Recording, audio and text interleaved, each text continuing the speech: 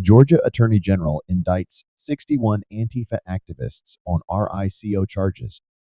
In a significant move by Georgia's Republican Attorney General, Chris Carr, a total of 61 individuals allegedly connected to Antifa and their efforts to disrupt the construction of a police training facility outside of Atlanta have been indicted.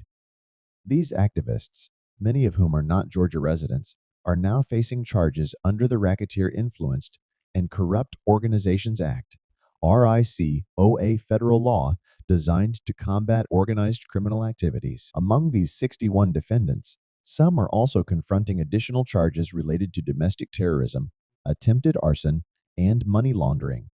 Carr, in a press release, underscored the primary focus of his office: prosecuting acts of violence within the state.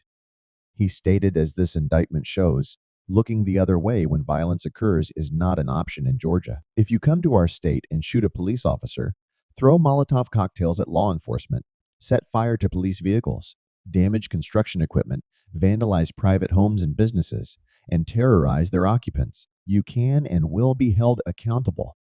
The indictment centers on Defend the Atlanta Forest, described by the Attorney General's office as an anarchist, anti-police, and anti-business extremist organization. According to the indictment, the group's objective is to occupy parts or all of 381 forested acres in DeKalb County, Georgia, land owned by the Atlanta Police Foundation and leased by the Atlanta government.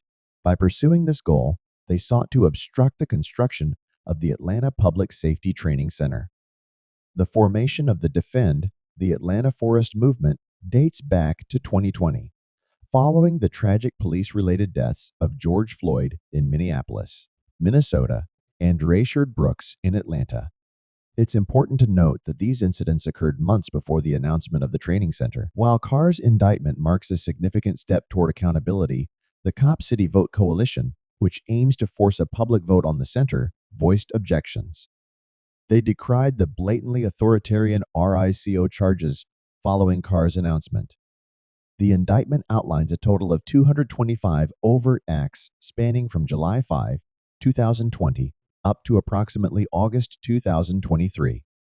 During this time, reported instances of violence included the hurling of rocks, bricks, and Molotov cocktails at police vehicles, vandalizing private property, assaulting private citizens and utility workers, and even shooting at state troopers. In response to these criminal actions, law enforcement arrested protesters, and in one case, an Antifa member who shot at the police was killed. Notably, one prominent figure involved in the riots was Thomas Juergens, a staff attorney for the Southern Poverty Law Center. In conclusion, Carr emphasized his unwavering commitment to upholding the rule of law and ensuring the safety of the people. He stated, "We will not waver when it comes to keeping people safe, enforcing the rule of law, and ensuring those who engage in criminal activity are vigorously pursued and aggressively prosecuted." This case holds significance, especially in light of the broader context, as it stands in stark contrast to the legal treatment of other groups, such as the Proud Boys, involved in the events of January 6. Source: National Review.